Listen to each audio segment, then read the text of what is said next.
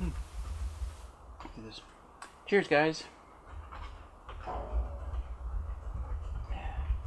one of the questions I frequently get asked is, what's in that drink you're having? What are you pouring in there? Lime cordial.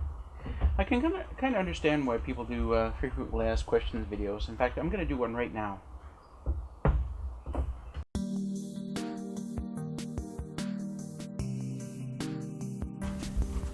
Hey guys, and welcome to my frequently asked questions video. I can totally see why YouTube creators do these videos, because they get asked the same question over and over again, and that's not really anybody's fault. I mean, I do it too. I watch a video, I have questions, I ask them. Do I really want to go back through 100 previous videos to see if there's an answer there for some question? Maybe. Anyway. But then again, what's the point of doing these videos? Because if you have a question in a future video, are you going to come back and look for a frequently asked questions video? I don't know. Anyway, I'm going to do it because there are questions. Some of these questions are from my YouTube channel, my YouTube video comment section. Others are from Imgur, which I post on every now and then. So let's get into it. What is it you put in your beer? Lime cordial. In Canada, I don't know if it's the same everywhere, but in Canada there's a company called Roses that makes it. It's called lime cordial. It's not lime juice. There was a very different thing. And you'll find lime cordial in the drink mix section of your grocery store, hopefully. And you want to add about half a shot to a full shot. Well, around half a shot at first until you get used to it. And then you're just using any kind of lager, any kind of the popular lagers. It could be Molson Canadian or Budweiser or anything like that. It's quite good, and I love it. So, let's see. Other questions. How big is your property? 180 acres is my property, and was I looking for 180 acres when I bought it? I was looking for somewhere in the 100-acre category, because I wanted a lot of land, and I had been looking on Realtor.ca, which is like the main real estate website in Canada for vacant land, and I was also looking on Kijiji, and I think it was through a Kijiji post that took me to a realtor's website, this local guy who just sells land like this, and I saw it, and I came to look at it, and it was crazy remote and crazy wilderness, and I just loved it. And anyway, that's kind of the long answer to how big is this property. 180 acres. And believe it or not, I've only been to the far side of the property once, and that was before I bought it. I wanted to see the whole thing. And I've made, I don't know, maybe 4 or 5 trips halfway across. So there are parts of this property I haven't seen yet, which is interesting. It's about 1.5 kilometers east to west, and about 400 or 500 meters from north to south. And I am closest to the west edge. How close is my nearest neighbor? I get that one quite a bit. Just about everybody who lives up here I call my neighbor, and they're not technically my neighbors. I don't know, to east, to north, to south, and west. Like, I don't know those people personally. So anybody within a few kilometers that has a cabin or has land around here that I've met, I call them my neighbor. Even where I park my car way out in the road 3 kilometers away, Chris and Erica live there. And I call them my neighbors as well. But how close is my nearest neighbor? Well, the guys who are building a cabin, you might have seen me talk about them in an earlier video. They're about 300 or 400 meters southwest of me. Maybe 400 meters. They're not that far. Maybe 500 meters even. And on a city street, you could see 500 meters and go, well, that's not that far. But out here, that's a long ways, man. I was walking there the other day, and yeah, it's wilderness out here. It takes a while to travel that kind of distance out here. Next question: do I live here? Watching that deer fly. They don't like ceilings above them. If they come in here, sometimes they fly up and go. They get messed up. Do I live here? No, I don't live here. I have a permanent address in the city in Richmond Hill, which is part of the Greater Toronto Area.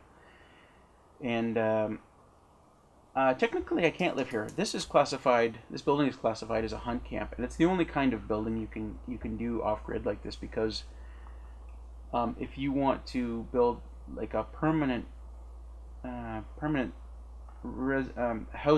permanent house, is that how you say it? There are a lot of building codes you have to follow, and I don't even know them all. And there's no way I can satisfy a lot of them being out here like this when it comes to things like plumbing and stuff like that. But a hunt camp, the building codes are far different.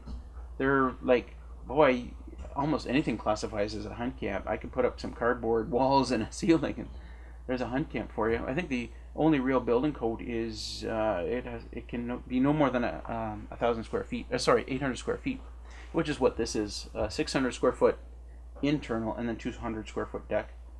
It's not like exactly. I think it's 28 by 28, which is just shy of 800 square feet. But that was my building permit. So technically, you cannot live at a hunt camp. Although, would anybody care if I lived here full time? No, nobody would care. I mean, I could easily just I could ask Chris and Erica if I could use their address as my permanent address, and then it's done. But I don't think anybody would care, even though it's not technically legal.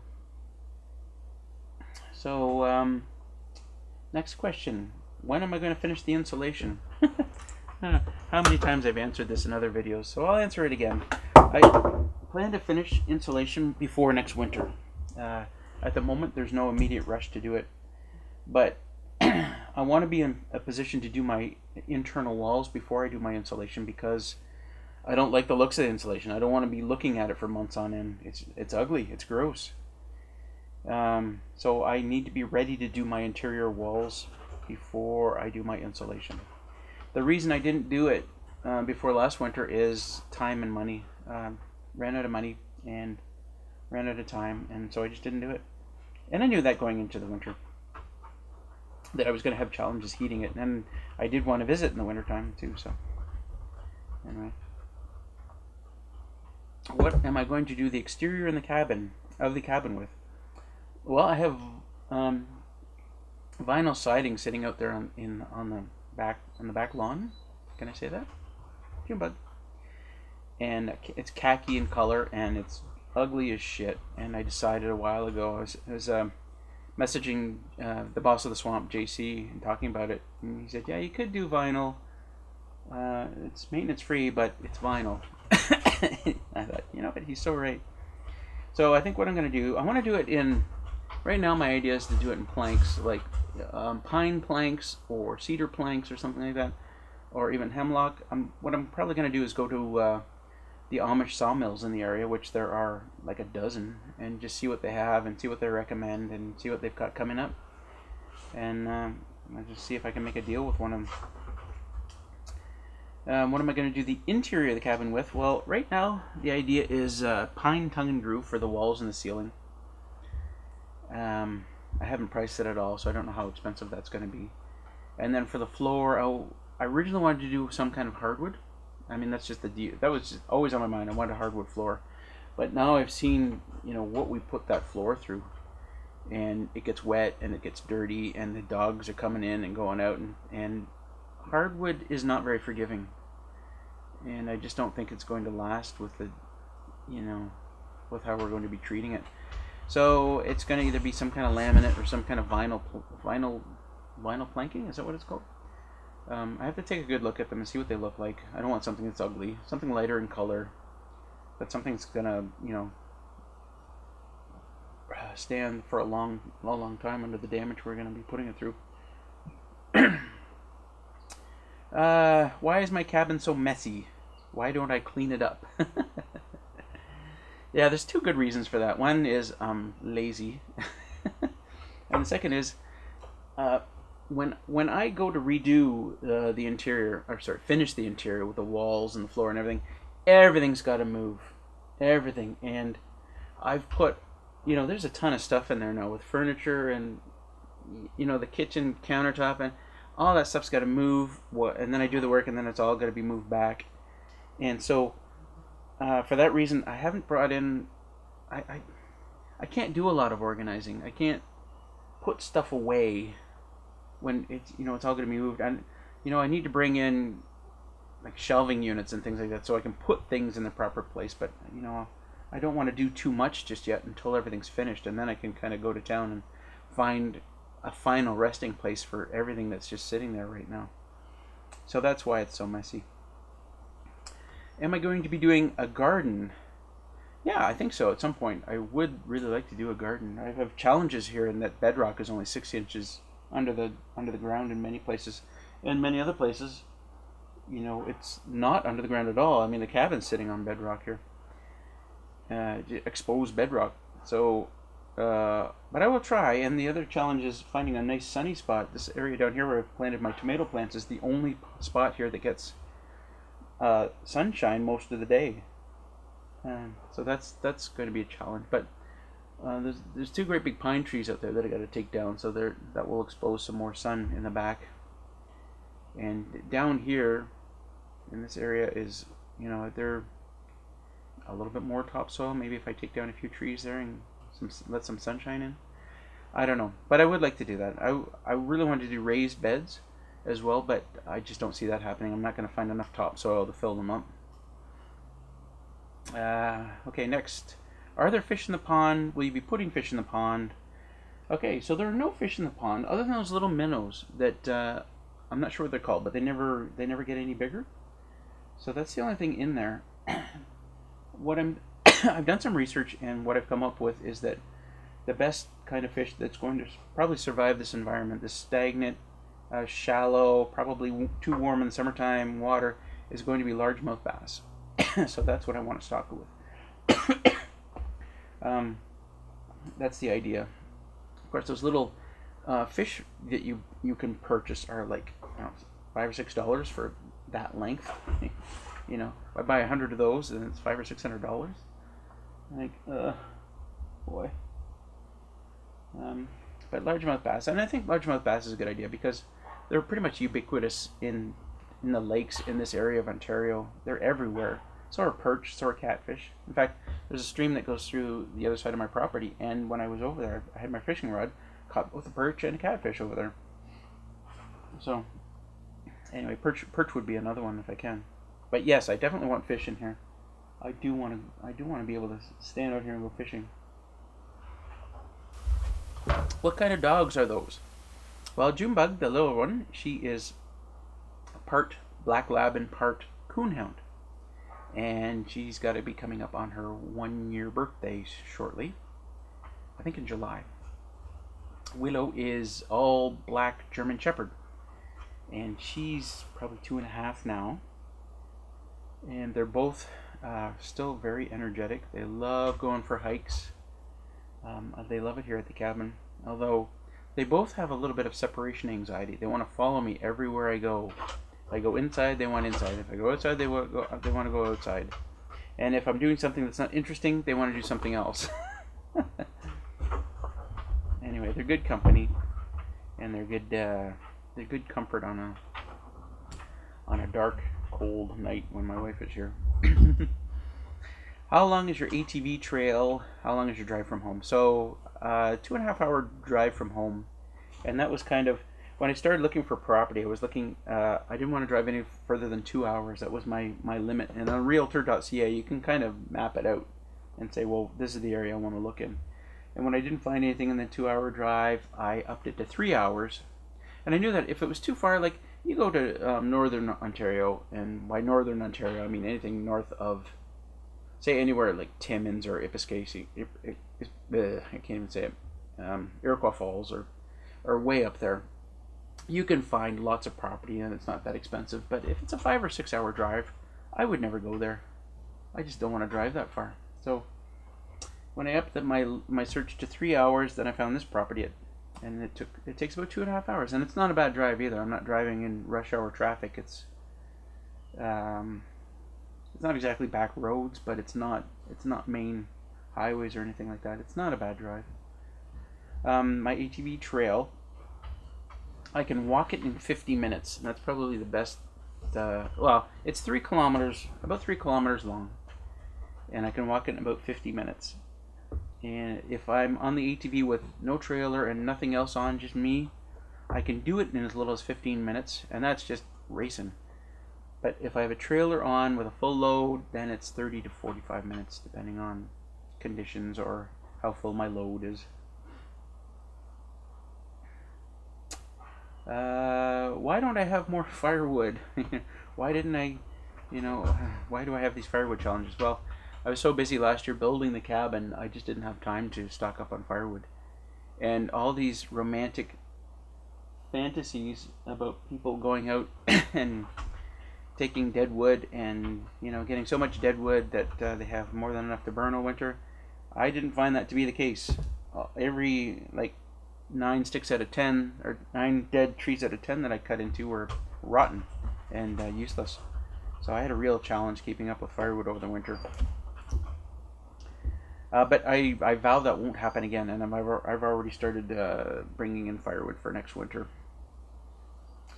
What kind of animals in the area? What have I seen? Certainly I see beavers every day. Beavers and muskrat in this pond every day.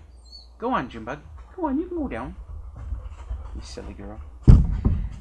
Other animals, I saw a deer, and there's lots of deer sign. I know they're everywhere up here. Lots of elk sign. If you've seen my other videos, you've seen my elk sheds, antlers that I found. So lots of elk around. I've seen one. I've never seen any bear. I've never seen any bear sign. What else have I seen? Caught a wolf on my trail cam. But yeah, I haven't really seen much up here. I think, well, part of the reason is I'm working on my cabin. I'm not really looking around much. And then now with the dogs here, I think a lot of animals are staying away because they can smell them. Not a big deal. What do you do for a living? How can you afford all this? Well, I'm a bum right now. That's what I call myself. But I was fortunate enough to start a solar power business with a buddy of mine, and I was with that for 5 years, and we made some decent money, not a lot, and then I sold my share of the company. Again, not for a lot of money, but it was enough to pay for all this. And the land, and you might think that I've spent a lot of money here, but the land and the cabin and everything else I've purchased, the ATV, the shelter, furniture, I want to say everything was well under $100,000. You might be surprised to learn. So selling my share of the company paid for all that. And then I also made some investments in some solar power systems, which brings me in a meager income. But it's one of the reasons why I didn't do anything over the winter, because my income is very seasonal, very seasonal. The money we had coming in from solar power over the winter didn't even really pay for the rent for the rooftops that they're on, the systems are on. So I have to be very frugal when it comes into the fall. I have to save my money pretty carefully so I can pay for things over the winter. But that's one of the reasons why I haven't really done anything for many months now, is just because I can't afford to do it. But now, we're getting nicer weather, and Junebug, stop. We're getting nicer weather, and our checks are going to start rolling in again, so I can start doing that stuff. As well, my wife has a pretty good job, and she helps pay the bill. She makes a lot more money than my investment too, which is funny. But she loves the cabin. She loves coming. She loves what I've done here, so I have her support, which is great.